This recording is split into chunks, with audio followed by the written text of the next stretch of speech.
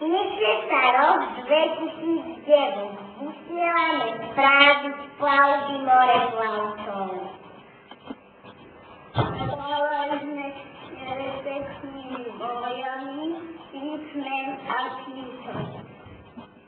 Vtedy nás prevádzali dobré vojnovské životy a nezvoj.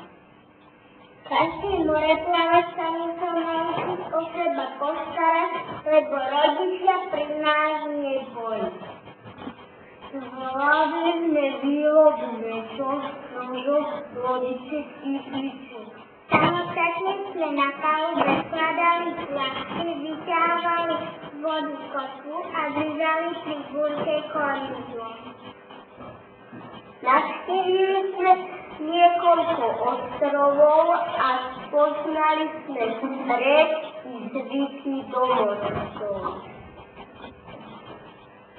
Na ostrove písmena srdečne vítali písmena slabiky slova i vety.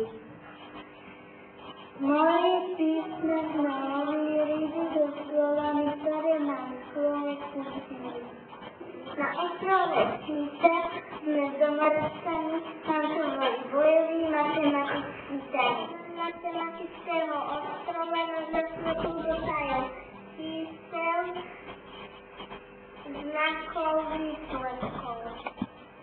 Čísla a znaky sme spojili do príkladov a vypočítali čerstvé listy. Kapitán všetkých moreplavcov odmenil za dobré vykonanú prácu.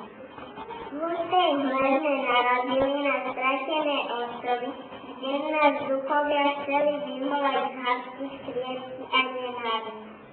Spoločnými silami, dobrým priateľstvom a vzájomnou pomocou sme sa vymanili spod ich jarma.